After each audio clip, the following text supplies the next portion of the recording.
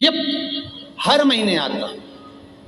जब आपके हृदय में कभी कोई बात आ जाए कि बाबा आज मेरा मन ये कह रहा है और आपको सुनना है बाबा, आपको स्वीकारना है बाबा, आपको मेरे मन की बात जानना है बाबा, बस हाथ में चंदन लगाया, बेलपत्री का भाग इस तरह से पकड़कर शिव जी से अपने हृदय की बात कहकर, मेरे देवाधिदेव महादेव से दिल से कहकर, अशोक सुंदरी वाली जो जगह होती है, आपको बताया है अशोक सुंदरी का जो स्थान होता है, ये शिवलिंग या अशोक सुंदरी की जगह, इस बेलपत्र को अशोक सुंदरी वाली जगह पर जहाँ शिवलिंग है, शिवलिंग की साइड पर पहले नंबर की पत्ती का मुख होना चाहिए, बस उसको रख दीजिए और उस पर थोड़ी देर हाथ रखकर अपने हृदय की बात मेरे महादेव को दिल से कहकर आ जाइए।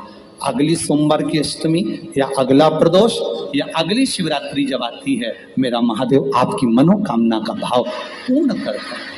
ये शिव तत्व है। एक बात अपने जीवन में उतार कर रखिएगा, सोमवार की अष्टमी, शिवरात्रि या सोमवार, प्रदोष, बन सके तुम्हारे पास में शिवालय हो या बेलपत्री का वृक्ष हो, वहां दीप दान अवश्य करना चाहिए। अब एक बात का स्मरण आपको रहे थोड़ा सा, अगर किसी कामना के वश अगर हम दीप लगा रहे हैं या हमारे मन में कोई भाव उत्पन्न है और हम बाबा से कहना चाहते हैं कि बाबा मेरा ये कार्य है आप पूर्ण करिएगा, तो फिर शिव मंदिर में भी लंबी बाती का दीप आप प्रदोष या सोमवार की अष्टमी या सोमवार या आप शिवरात्रि को बाबा से निवेदन कर कर लगा सकते। हाँ, विशेष जब कोई एक बहुत बड़ी बात हो और आपके कार्य में कहीं अटकल हो रही हो, तो एक ही दीप में दो बाती, शिव और शक्ति, लंबी बाती बनाई, शिव और शक्ति के नाम से दो बाती एक साथ एक दीप में भी लगा सकते। पर कब? जब विशेष कोई आपका कार्य हो और वो अटक रहा हो, विशेष कोई कार्य, और आप बाबा से प्रार्थना कर रहे हो, तो दो बाती का भी प्रयोग आप कर सकते हो। ऐसे शिव तत्व। शंकर भगवान को धतूरा कब चढ़ाना चाहिए उसका विशेष ध्यान रखें। जैसे शिवरात्रि है, प्रदोष है, या सोमवार है, या कोई विशेष आपका उत्सव है, तो आप शिव जी को धतूरा चढ़ा सकते हैं। या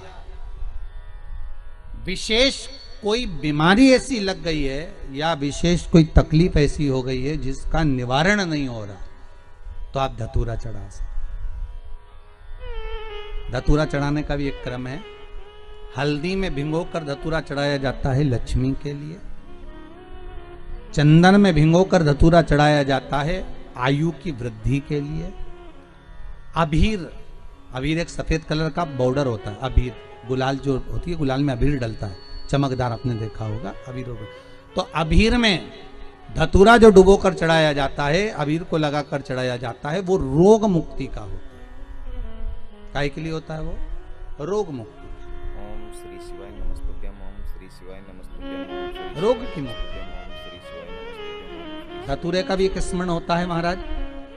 बहुत भारी रोग है, बीमारी लग गई है, डॉक्टर अपना काम कर रहे हैं, घर का व्यक्ति बहुत बीमार हालत में पड़ा हुआ है, तो बेलपत्री के वृक्ष के नीचे भी शिवलिंग का निर्माण कर कर एक धतूरा समर्पित करा जाता है, जिससे रोग से मुक्ति होती है। उसमें ना तो हल्दी लगाई जाती है, ना चंदन लगाया जाता है, ना अबीर लगाया जाता है, केवल धतूरा चढ़ाया जाता है। जिसके जीवन में हमेशा कांटे ही मिले हैं, बेटी बड़ी हुई तो घर में मायके में दुख देखा, और मायके से गई ससुराल में तो ससुराल में दुख देखा, ससुराल में भी दुख देखने के बाद में भी पति को बहुत कुछ काम खुलवाया, बहुत धंधे खुलवाए, नौकरी लगवाई, पर वो पति बार बार छोड़ कर आ गया, बार बार तकलीफ भोग रहा है, बार बार कष्ट भोग रहा है। फिर थोड़े दिन काम करता है, थोड़े दिन छूट जाता है, फिर व्यापार में बढ़ता है, फिर छूट जाता है, फिर कोई दुकान खुल गई, थोड़े दिन अच्छी चली, फिर वापस वहीं घर पर आकर बैठ गया। अर्थात उसके जीवन में वो शूलता चल रही है। तो बाबा देवाधिदेव महादेव कहते हैं ये 3 घड़ी 3 पल 3 नक्षत्र 3 समय 3 दिन में जो शूल मुझे समर्पित करता है उसके जीवन से मैं शूल हटा देता हूं। वो 3 दिन लिखे स्कंद पुराण में।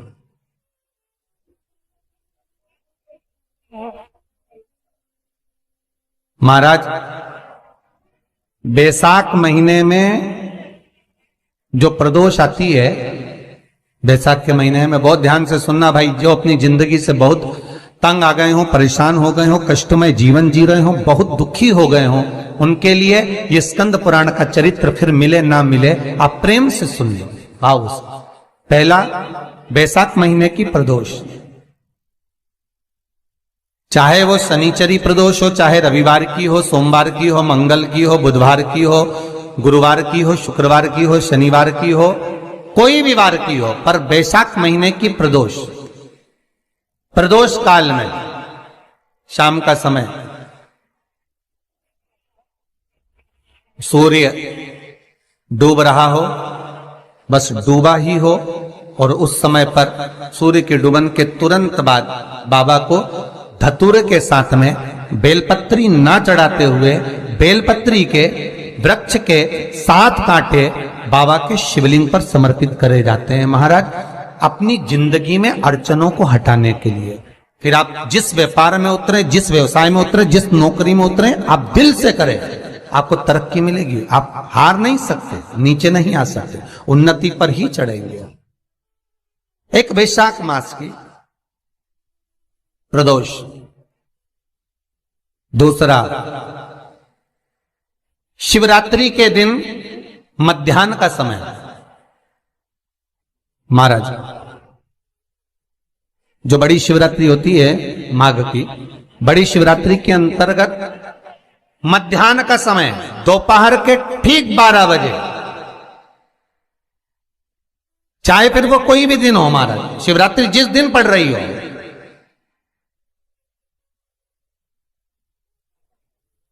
उस दिन भी धतूरे के साथ बाबा को 7 कांटे बेलपत्री के वृक्ष के समर्पित होते हैं महाराज। इसमें आप ये वाले जो कांटे हैं जो शिवरात्रि के दोपहर 12 बजे वाले हैं, अगर कोई मदिरा पीने वाला हो, व्यसन में डूबने वाला हो, कोई जुआ खेलने वाला हो, कोई गलत वैश्यावृत्ति करने वाला, या अपने मार्ग से विचलित कोई व्यक्ति है, उसके लिए भी ये कांटे बहुत काम आते हैं महाराज।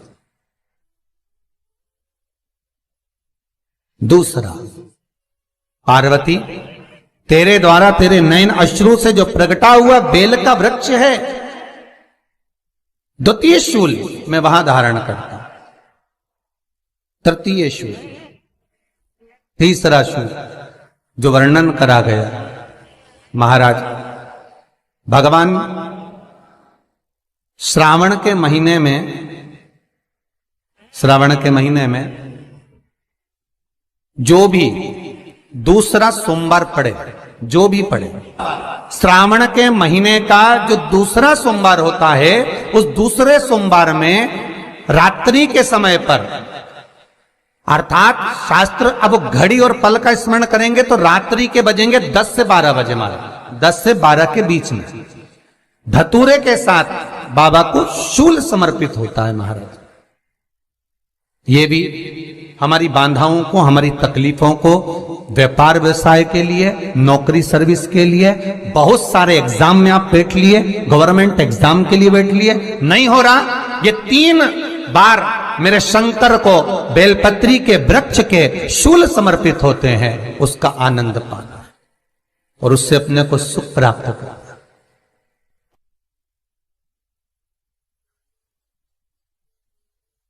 कि बाबा भोलेनाथ जी के नयन अश्रु से जो प्रकट हुआ वो रुद्राक्ष का पौधा है, माता पार्वती के नयन अश्रु से जो प्रकट हुआ वो बेलपत्री का पौधा है, और उमा और महेश,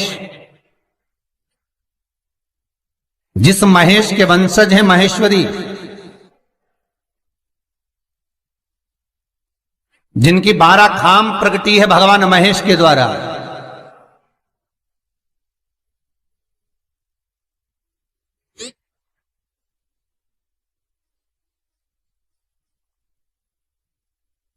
वो महेश और उमा,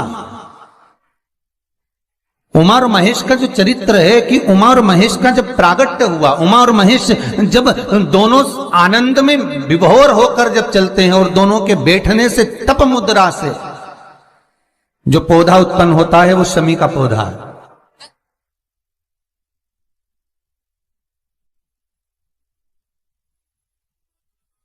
शमी का पौधा।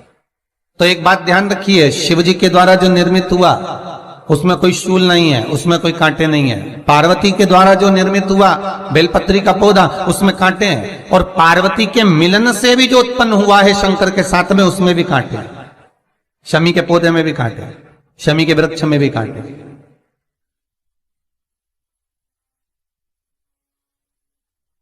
तो पार्वती जी स्कंद पुराण में एक प्रश्न कर रही हैं भोलेनाथ जी से कि प्रभु मुझे ये बताओ कि आपके द्वारा जो निर्मित हुआ उसमें शूलता नहीं है, पर मेरे द्वारा जो निर्मित हुआ उसमें शूल क्यों आया है, उसमें कांटा क्यों आया है? थोड़ा सा माताओं, मेरी जीजियों, आपको थोड़ा बुरा तो लगेगा इस प्रसंग को सुनकर, पर लग जाए, पर आज कथा निकली है तो सुन लो है कि शिवजी जिस रुद्राक्ष को उत्पन्न कर रहे हैं उसमें शूलता नहीं है, पर पार्वती जी जो संग में मिली हैं उसमें भी शूलता है, और पार्वती के द्वारा जो प्रकट हुआ बेलपत्र उसमें भी शूलता है। तो भगवान महादेव बोलते हैं, पार्वती मैं तुझे कुछ कहूं और कहने पर तुझे तेरे हृदय में कोई बात चुभे, शूल लगे तो मुझे ठीक नहीं लगेगा। नहीं नहीं नहीं, आप कहिए प्रभु, मैं सुनने के लिए तैयार हूं, आप तो बोलो कि कारण क्या है। भगवान कहते हैं, पार्वती बस अंतर इतना है, नारी का जो स्वभाव होता है, स्त्री का जो स्वभाव होता है, उसके हृदय में छोटी छोटी बात के शूल बहुत होते हैं।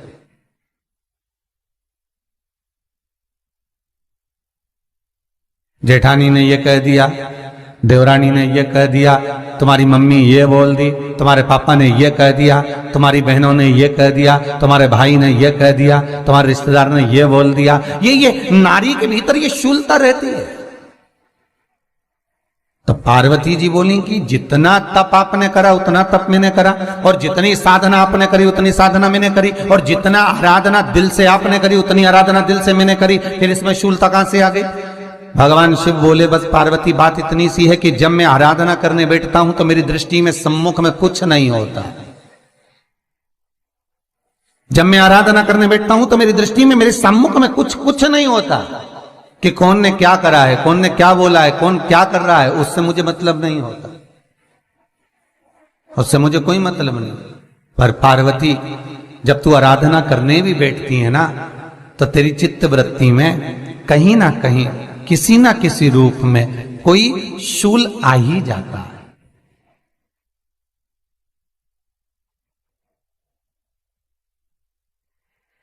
कई माताओं की आदत देखी साहब, भगवान की सेवा करने बैठी है तो भी भीतर थोड़ा सा शूलता भरी हुई है। महाराज बताओ, इतने सारे भगवान इकट्ठे कर लिए, मैंने बोला था बहू से कि वहां रख लेती है, बताओ इतने सारे यहां पर लाकर रख दिए हैं, अब इसकी सेवा करना पड़ रही है, अब ये करना पड़ रहा है।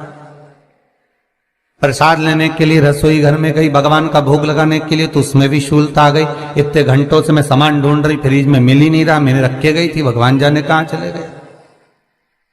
भगवानों को वस्त्र पहना रही है तो शूलता है। अलमारी का ड्रॉज खोला, इसमें मैंने सामान रखा था, ना जाने भगवान का श्रृंगार कहां चले गया, कौन ने हाथ लगाया, फिर शूलता आ गई। भोजन करने बैठे तो शूलता है, कोई कार्य के लिए जा रहे हो तो शूलता है। अर्थात कहीं ना कहीं नारी के जीवन में शूलता बनी हुई है। और पार्वती जब तुम भजन करो, तप करो, साधना करो, भक्ति करो, उसमें शूलता नहीं होना चाहिए। श्री शिवाय नमस्तुभ्यम, ओम श्री शिवाय नमस्तुभ्यम, ओम श्री शिवाय नमस्तुभ्यम, ओम श्री शिवाय नमस्तुभ्यम, ओम श्री शिवाय नमस्तुभ्यम, ओम श्री शिवाय। पार्वती जी ने कहा, भोलेनाथ तो क्या आप मुझे स्वीकार नहीं करेंगे बेलपत्री के रूप में? क्या मुझे स्वीकार नहीं करेंगे शमी पत्र के रूप में? पद्म पुराण, स्कंद पुराण, लिंग पुराण, नर्मदा पुराण और शिव महापुराण, ये सारी पुराणे वर्णन करती है। पार्वती जी का खंड आनंद वर्षित कर रहा है, वर्णन कर रहा है। पार्वती खंड वर्णन कर रहा है, सती खंड वर्णन कर रहा है। उमा संहिता वर्णन कर रही है। क्या आप मेरा ये बेलपत्र का स्वरूप आप धारण नहीं करेंगे? इसमें शूलता इसलिए भगवान कहते हैं नहीं नहीं, धारण तो करूंगा। वो केवल शिवरात्रि के दिन करने का होता है। शिवरात्रि का प्रसंग कहता है अपने मन की अभिलाषा रखकर तुम्हें जो चाहिए। प्रकार आप लोगों ने भी पढ़ाई करी होगी, हमने भी करी। ऐसा रहता उसमें नोक रहती है या पेंसिल उसमें भर देते हैं और उससे ऐसा पेज घुमा घुमा के उसको कस देते हैं। वो ऐसा रखते हैं, कॉपी पर ऐसा रखा जाता, फिर उसको ऐसा घुमाते घुमाते कि नहीं घुमाते? अरे बोलो तो, सबने कराए ना ऐसा घुमाए, वो घुमाते एक जैसा गोला बन जाता बिंदु। वो जो नोक होती है ना वहाँ चुभी रहती है और वो एक ही जगह पे रहती है और घूमती जाती है। उसी तरह इस मन को, इस दिल को एक में लगा के रखो, बाकी की सब दुनिया में घूम के आ जाओ।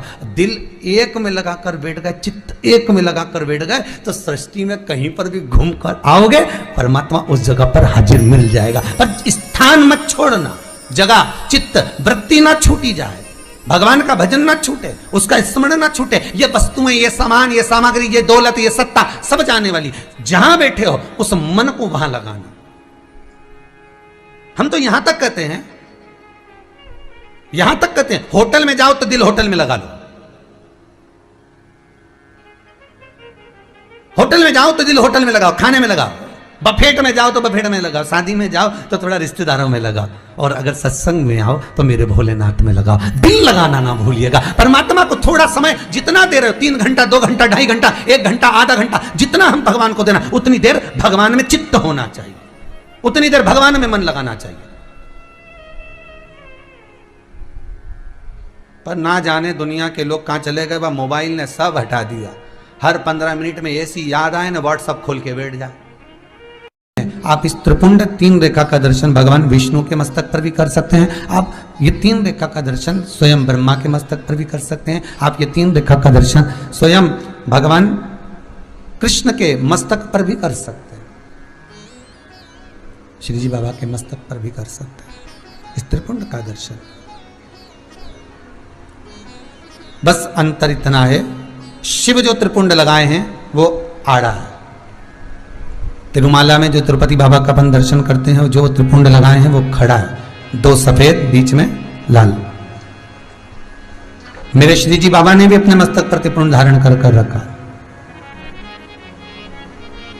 मेरे श्री जी बाबा ने भी अपने मस्तक पर त्रिपुंड धारण करा है, और बाद में एक कुंकू की रौली की एक तिलक को धारण कर रखा है। तो वो त्रिपुंड का जो दर्शन हो रहा है, सोने की 3 रेखाओं का जो दर्शन हो रहा है वो आप करेंगे। वो सोने की जो 3 रेखाएं उसका जो दर्शन हो रहा है वो आप कर सकते।